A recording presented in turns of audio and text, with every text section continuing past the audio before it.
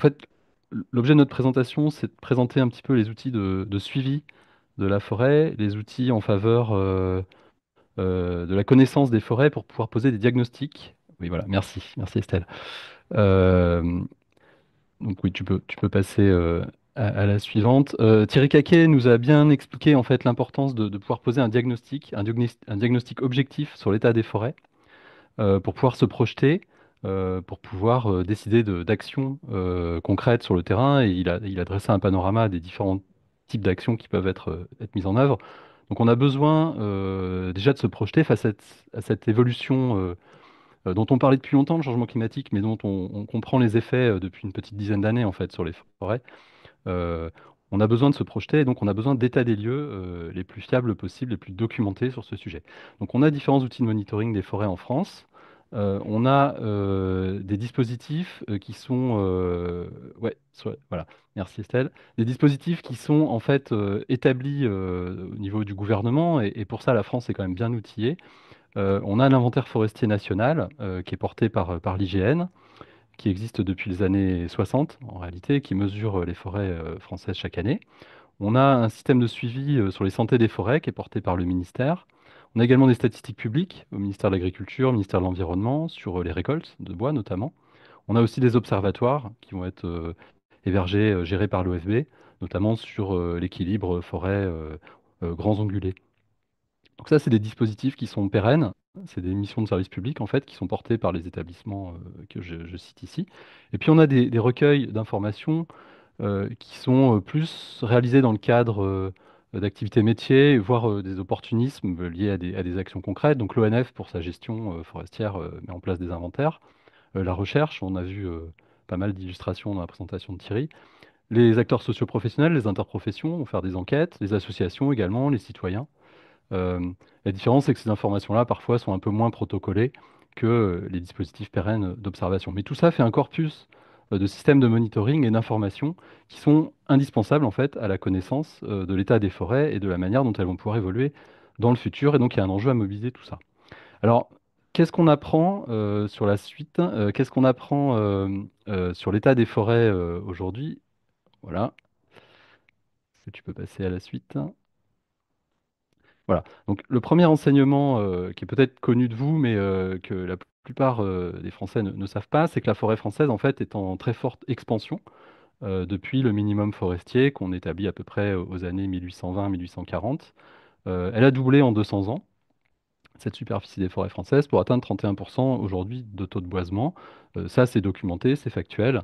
Et on a même un intervalle de confiance sur ce chiffre-là.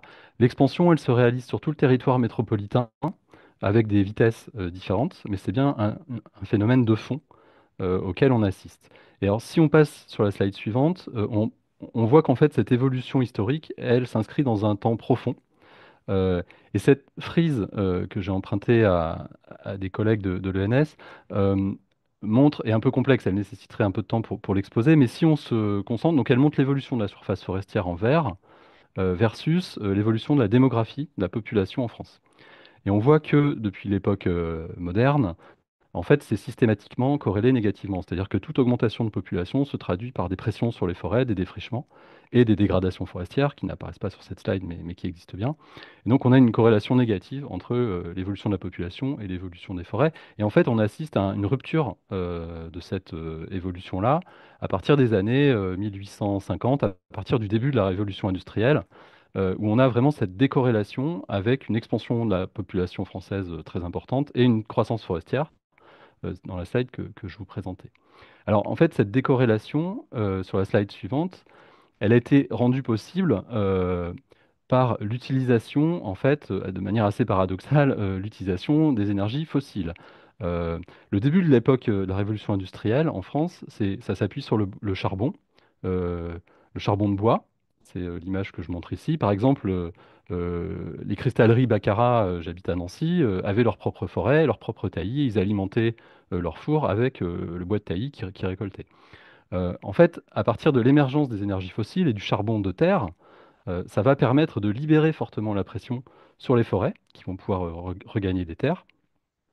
Et puis ça va permettre également toutes ces énergies fossiles eh ben, d'améliorer, de développer enfin, des engrais chimiques qui vont permettre d'améliorer les rendements. Bref, tout ça concourt à libérer fortement la pression. Le charbon, le bois est toujours utilisé aujourd'hui en France, CF la question précédente, mais il a effectivement une part beaucoup plus faible. Euh, et sur la diapo suivante, on s'aperçoit aussi que cette révolution industrielle, elle a permis en fait de drainer les populations rurales. La France était un pays extrêmement dense, les campagnes étaient extrêmement peuplées en réalité. On était un pays, on l'est toujours d'ailleurs, avec des grandes villes qui sont en fait petites par rapport à nos voisins européens. Un pays très dense au niveau des campagnes et une désertification, une migration des populations avec une concentration de l'industrie dans des grands sites de production. L'énergie fossile, elle peut se déplacer. C'est comme ça qu'on va avoir des bassins qui vont se créer et qui vont drainer les populations locales. Et on voit bien sur cette carte l'évolution de la densité de population. Alors là, c'est sur le XXe siècle, mais c'est encore plus fort sur la fin du XIXe. Et donc tout cet usage massif des énergies fossiles à la place du bois va entraîner, à différentes raisons, une libération des terres agricoles, des prairies, et un boisement qui va se réaliser progressivement sur tout le territoire. Alors sur la slide suivante, voilà, on a cette dynamique de boisement au cours depuis le milieu du 19e siècle. Elle est enfin, il y a différents, selon les territoires, différents facteurs. Il y a notamment, et ça rejoint ce que je disais précédemment, des territoires ruraux, ici en montagne dans les Hautes-Alpes, qui étaient extrêmement en fait denses, extrêmement euh, comment dire, avec des pâturages ici en montagne extrêmement intensifs, et finalement des terres très pauvres. Et donc l'État, à partir de 1860, met en place la politique de restauration des terrains de montagne. Ça va aller jusqu'à de l'expropriation, hein. En l'occurrence, le village de Chaudun, il n'existe plus aujourd'hui. Les terrains ont été rachetés par l'État et les populations ont été déplacées. Euh, L'État met en place des politiques de boisement pour protéger les sols, notamment parce que ça générait en fait des crues et des inondations qui allaient jusqu'à Marseille. Et donc là, ça posait un vrai problème quand ça atteignait les villes, ces problèmes. Donc on a une vraie politique de boisement, de restauration de terrains de montagne. Au même moment, il y a la restauration des dunes. Le massif landais qui s'est boisé juste avant également pour des raisons de drainage de zones insalubres. Enfin, voilà, on a toute une politique assez volontariste dans cette France du milieu du 19e siècle là, euh, d'appropriation des terres, de développement d'une foresterie contrôlée. C'est l'époque de la création de l'école des forêts aussi, hein, qui fête ses 200 ans là. Voilà. Sur la slide suivante, autre facteur d'expansion des forêts, plus récent, là, à partir des années 1950, c'est le Fonds forestier national qui va permettre de planter beaucoup de résineux en fait en France euh, pour la reconstruction, notamment après la guerre. Et donc là, on a des plantations dans des territoires, comme je montre ici dans l'Aude, des territoires qui se sont profondément dépeuplés, avec des terres qui sont abandonnées, et donc des plantations résineuses qui apparaissent mais aussi de l'enfrichement. Là, on compare une photo ancienne avec une photo récente. On a aussi des enfrichements avec des feuillus qui se mettent en place. Et sur la diapo suivante, on voit bien ces enfrichements feuillus. Ici, c'est la colonisation du frêne dans les Pyrénées qui gagne en fait les anciennes estives et qui colonise tous les terrains abandonnés. Voilà. Sur la slide suivante, aujourd'hui, on se retrouve avec une forêt qui est majoritairement privée, puisque tous ces territoires euh, gagnés par la forêt sont essentiellement des terrains privés d'anciennes cultures. Donc 75% des forêts privées. Et en fait, on a une multitude de propriétaires forestiers. On estime à 3,5 millions de propriétaires forestiers. C'est un chiffre qui est difficile à estimer, notamment parce qu'il n'y a pas de recensement très fiable via le cadastre de la nature de culture. Et on a énormément de propriétaires forestiers qui ont des très petites propriétés. Ici, c'est la taille des parcelles sur une commune dans le Limousin. Et on s'aperçoit qu'il y a énormément de très petites forêts. Et ça constitue clairement un frein à la mise en gestion des forêts, ou en tout cas une gestion, par exemple, une gestion adaptative des forêts. C'est vraiment une caractéristique assez forte de la forêt française, c'est l'importance des forêts privées et le morcellement très fort du foncier forestier, euh, qui, qui- qui a des contraintes sur la possibilité de mobiliser les bois notamment et de gérer les forêts. Voilà. Sur la suite, on a une forêt aussi, une des conséquences, c'est qu'on a une forêt extrêmement mélangée en essence en France. Les résineuses, si j'ai dit qu'il y a eu des plantations résineuses à différentes périodes, elles restent quand même euh, je vais pas dire marginales, mais elles sont bien inférieures à la quantité de forêts feuillues en France. Et par rapport à nos voisins, c'est vraiment une caractéristique. On a à peu près 4 millions d'hectares de forêts résineuses en France, sur un total de 17 millions d'hectares.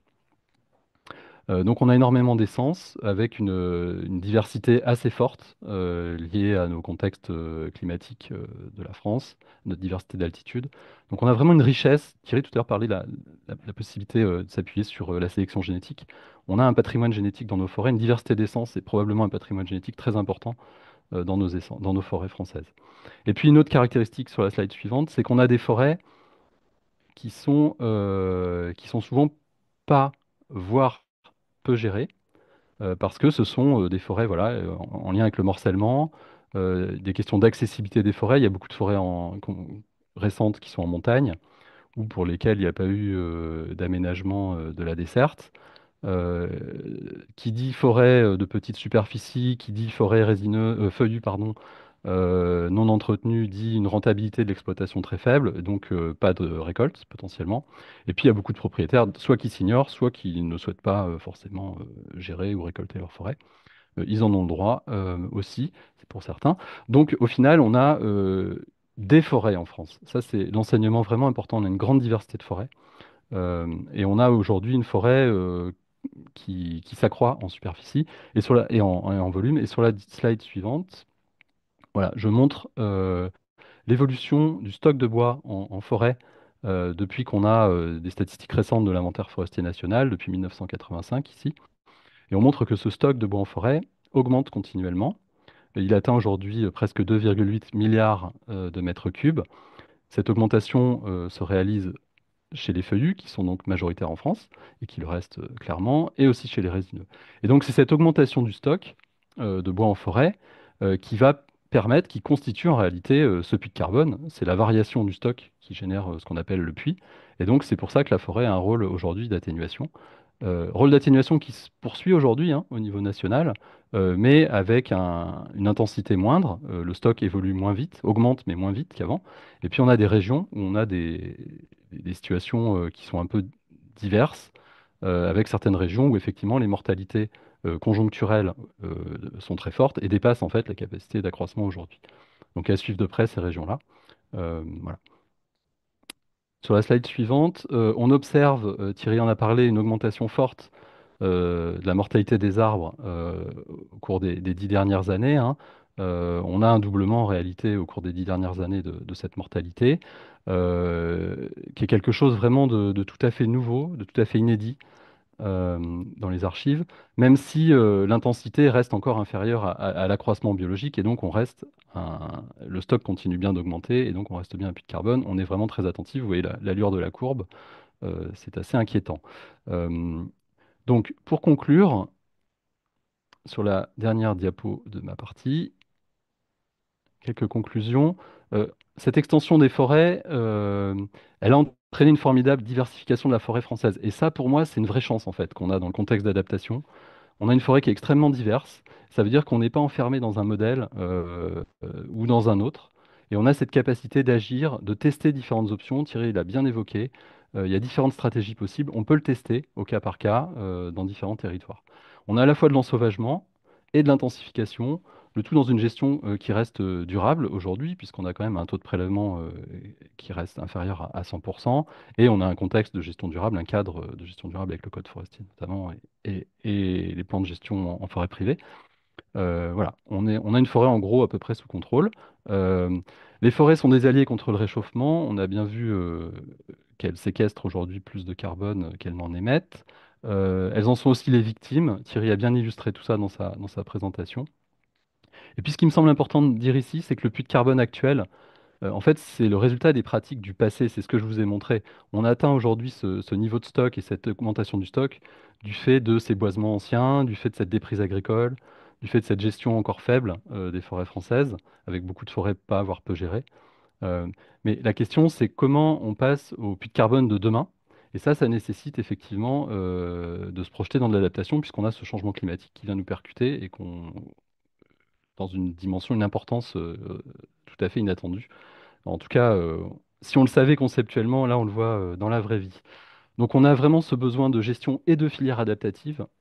C'est le système forêt-bois hein, qu'il faut adapter pour pouvoir bien gérer les forêts et continuer à séquestrer, notamment via l'usage des produits bois. Un enjeu important, du coup, ce décalage entre l'expansion des forêts, les lieux de présence des Français sur le territoire. On a un peu cette déconnexion entre forêt et, citoyens, en fait, et usagers. Donc il y a vraiment besoin de réinventer le dialogue entre les deux, euh, de se parler.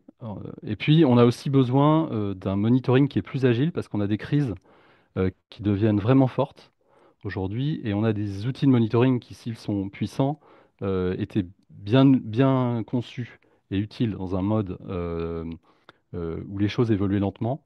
Et là, on voit l'accélération des changements fait qu'on a vraiment besoin de monitoring plus agile et donc de partager de l'information, de s'appuyer davantage sur la télédétection, d'avoir des enquêtes et de combiner en fait les sources d'information. Et donc là, je passe la parole à ma collègue Estelle qui va nous parler de l'Observatoire des forêts françaises, qui est justement ce lien.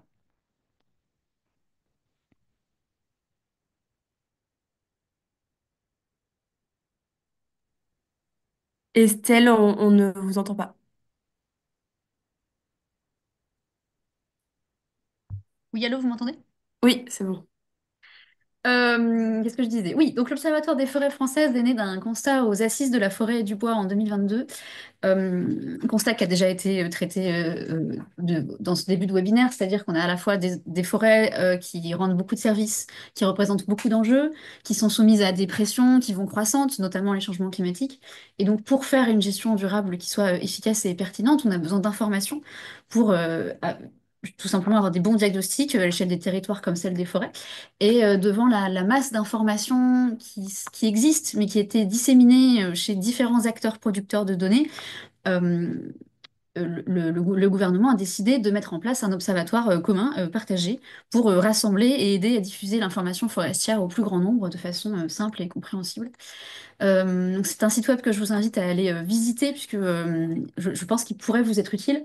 Vous pourrez y trouver des synthèses, des analyses, des explications rédigées par des experts, mais aussi avoir accès à des cartes, des couches cartographiques, des flux de données, des tableaux, des graphiques, des services numériques qui vous permettront de justement poser des diagnostics avec des informations de référence en fait. Euh, on est encore un site web assez nouveau, on a encore beaucoup de choses à développer en 2025-2026. Donc je vous invite à aller rejoindre notre nouvelle newsletter que nous lançons ce mois prochain pour suivre l'actualité de l'Observatoire qui va encore beaucoup s'améliorer. Euh, alors, les clubs thématiques d'experts, on a choisi une approche thématique en fait pour l'instant. Et nos contenus, nos analyses sont rédigés par des experts qui connaissent leur métier, qui proviennent de notre comité stratégique des partenaires que vous voyez en bas de la diapositive, mais aussi des experts qui n'en font pas partie, de centres de recherche, de l'INRAE par exemple, du FCBA, d'associations, pour justement essayer de partager l'information et de dresser des constats qui soient euh, partagés. Donc on s'est concentré pour l'instant sur 6 thèmes qui nous ont paru importants, qui vont s'enrichir bientôt sur la gestion forestière et l'équilibre forêt ongulé et les habitats forestiers. Euh, à côté de ces pages thématiques qui rentrent un peu dans le vif du sujet, je vais vous présenter un service interactif qu'on a développé pour l'Observatoire. Hop, en live. Est-ce que vous... Ah non, vous voyez pas mon écran. Petit instant. Là, on est sur le kit d'indicateurs clé en main sur un Ah, territoire. pardon. Je voulais vous présenter le site en direct. Je suis pas sûre de... Voilà, c'est tac là. Vous voyez le service? C'est bon. Oui, oui, on Super. voit. Donc ça, c'est un service qu'on a développé pour permettre aux utilisateurs d'avoir des informations vraiment clés en main à l'échelle de territoires, donc de régions, des départements, les parcs naturels, qui vous permettent en fait d'avoir des indicateurs simples sur l'évolution, l'état des forêts, que ce soit la superficie, les forêts privées, forêts publiques par exemple, les types de sols, les essences principales, l'évolution du volume des bois également. En forêt, on aperçoit bien ici le ralentissement de la croissance. Également l'évolution du bois mort au cours du temps. l'évolution des flux de bois. Ici, c'est pour la région Bourgogne-Franche-Comté. On s'aperçoit que les flux de bois deviennent négatifs à cause d'une production, à la fois d'une production qui diminue, de prélèvements qui augmentent et de mortalité qui augmente due au dépérissement. Euh, En plus de ces indicateurs généraux sur l'état et l'évolution des forêts, qui est la première base pour un diagnostic de territoire forestier, on a également dans les pages thématiques rédigées par les experts de nombreux indicateurs plus spécifiques. Ici, par exemple, sur la santé des forêts, vous aurez des indications sur les volumes d'arbres morts qui augmentent, sur la part des produits accidentels, par exemple, de l'ONF, qui varie également au cours du temps. Des explications sur la mortalité des branches, les déficits foliaires qui augmentent également. Vous aurez des explications sur l'origine de ces dépérissements et de ces mortalités, sur les parasites et les bioagresseurs, et également l'impact des changements climatiques sur ces évolutions dramatiques. Euh, Vous trouverez également, par exemple, un article sur les projections attendues de ressources en bois, en prenant en compte les changements climatiques et les réponses des politiques publiques et de la filière. On reviendra également sur les incendies de forêt, avec ce que disait Thierry tout à l'heure sur l'extension du risque feu de forêt à la fois dans le temps et dans l'espace, assorti évidemment d'explications sur les enjeux, sur les mécanismes qui poussent ce risque à augmenter.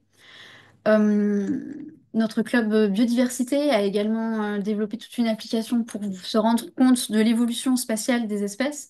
Ici, on aperçoit l'évolution du chêne pubescent en France. On aperçoit bien que partout où il est, enfin c'était plutôt une espèce du sud de la France, mais on aperçoit que dans toutes les régions où il est observé, euh, on a de plus en plus de chênes pubescents, par exemple. On a de moins en moins d'épicéas, par exemple, dans le Grand Est, mais de plus en plus de chênes pubescents dans le sud. Euh, Si on s'intéresse à l'atténuation de l'effet de serre et au carbone, on trouvera également des informations clés sur la contribution des forêts à l'atténuation de l'effet de serre. On verra le ralentissement du puits de carbone également. Enfin, c'est-à-dire que les forêts continuent à stocker du carbone, mais de moins en moins vite.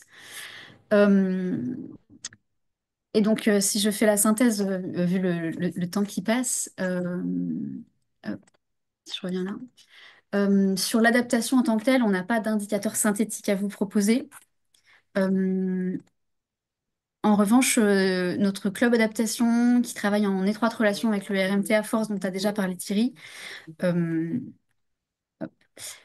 euh, a déjà produit des synthèses qui vous permettront de, par exemple, de rentrer un peu dans le détail de tout ce qu'a présenté Thierry assez rapidement en début de webinaire. Vous y retrouverez des explications, des guides de bonne pratique et des outils d'aide à la décision comme Climessence et BioClimSol, qui sont à des échelles beaucoup plus opérationnelles, beaucoup plus proches de la forêt que la forêt de mon territoire, qui est beaucoup plus tournée vers un diagnostic de territoire. Ici, Clémessence, c'est beaucoup plus sur un diagnostic forestier. Et je ne voudrais pas déflorer la présentation d'Éric Payassa. Je vous propose de passer aux questions sur cette partie-là. Euh,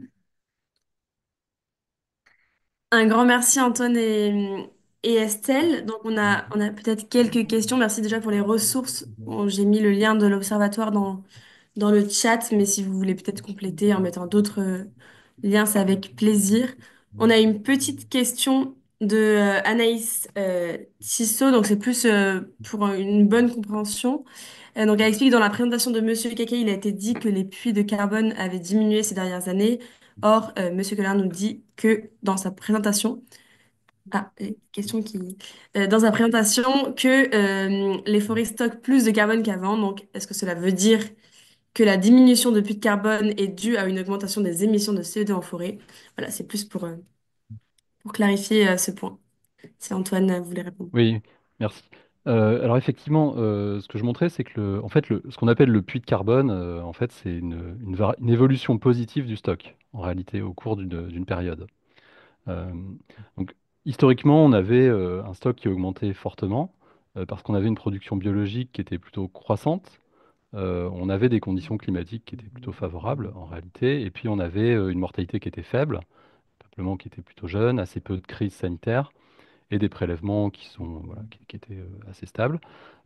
Au cours des 10 dernières années, on a des conditions climatiques qui font que la production biologique diminue, en fait, les arbres ont moins d'eau. On a également la mortalité qui augmente à cause de crises, à cause des incendies, euh, à cause de différents facteurs. Et puis on a des prélèvements qui augmentent aussi un petit peu, en lien d'ailleurs avec ces crises aussi, puisque la filière essaye de récolter ses bois. Donc en fait, le stock évolue moins vite. Donc on a toujours une accumulation de carbone en forêt, le stock augmente toujours, mais moins vite. C'est ça l'explication. Ça ne veut pas dire que les forêts se mettent à émettre, et les forêts françaises n'émettent pas de CO2 dans l'atmosphère. Enfin, elles en émettent, mais elles en absorbent plus qu'elles n'en émettent. C'est toujours vrai aujourd'hui. C'est important de le rappeler. Super, merci beaucoup Antoine. On avait une petite question. Alors attendez, il faut que je la retrouve.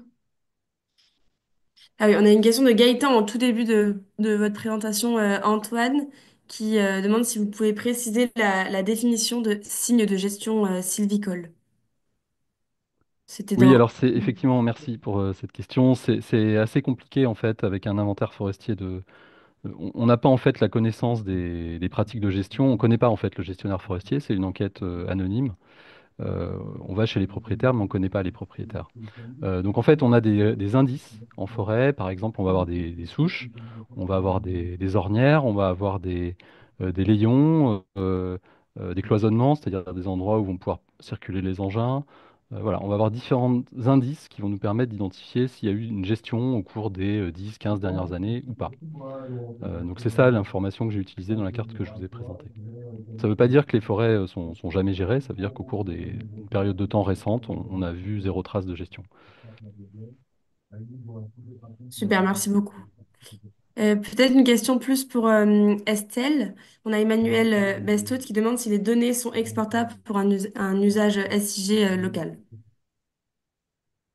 Oui, on a une interface cartographique qui normalement met à disposition au téléchargement toutes les couches qui sont à l'écran. Donc en théorie, on devrait pouvoir récupérer assez facilement dans un ICG, oui. Super. Oui, puis on prévoit de diffuser, en fait, actuellement je crois que c'est plutôt des CSV, hein, mais on est en train de migrer vers un site dans lequel on pourra récupérer des données en flux, des données qui sont stockées sur la géoplateforme et qui pourront être réutilisées, qui seront accessibles en flux et notamment en JSON qui pourront être intégrées dans des SIG, effectivement. Ok, super. Donc, pour que tout le monde soit au courant, donc les données sont pas encore téléchargeables les données brutes sont pas encore téléchargeables, elles le seront d'ici le mois prochain. Pour les Donc, graphiques, oui. J'ai répondu à la question directement dans le ouais. chat. On y travaille. Dès le mois prochain, normalement, c'est bon. Ok, super, super. Est-ce qu'il y a d'autres questions qui peuvent être posées dans le chat ou... Ah, on a une question de Émilie Luneau qui demande, a-t-on une évaluation de l'évolution de la part des forêts gérées par région? Alors oui, on a cette information-là. On doit vérifier si elle est bien disponible. Il n'y a pas de problème à la communiquer. C'est une information un petit peu nouvelle. On a communiqué l'an dernier, je sais dessus, mais je crois qu'on avait donné des chiffres nationaux. Et puis la carte que j'ai extraite ici. Mais on peut tout à fait effectivement la fournir par région et l'observatoire, on pourra ajouter cet indicateur dans l'observatoire à très court terme, effectivement. Ok, super. Très bien. Bah, on n'a pas d'autres questions. Est-ce qu'il y a une question ou deux qui veulent être posées avant de passer à la prochaine séquence? Donc, pour rappel, ces données sont disponibles et vous pouvez bien sûr utiliser ces indicateurs clés en main sur l'évolution des forêts. Alors, on a Luc Laurent qui demande à quand la BD Forêt Hygiène version 3. Oui, merci pour cette question. Elle est très attendue. Nous aussi, en interne, on l'attend beaucoup. Nous y travaillons. Dès à présent, il y a ce qu'on appelle le masque forêt, qui est disponible sur à peu près la moitié des départements français, qui en fait est une couche qui montre en gros forêt, non forêt. Il n'y a pas d'attribut en fait pour décrire les forêts. Donc ça commence à être rendu disponible pour toute la France. C'est disponible via les géoservices de l'IGN. Euh, et puis en parallèle, donc ça va être finalisé avant l'été hein, pour tous les départements français. C'est produit avec une technique qui utilise de l'intelligence artificielle. Et on travaille effectivement à la BD Forêt V3, qui est la carte des essences forestières, Alors là, avec un planning un peu plus long et toujours basé sur de l'intelligence artificielle pour détecter les différentes essences. Voilà, donc on est dessus et il y a déjà des premiers produits qui sont disponibles en téléchargement.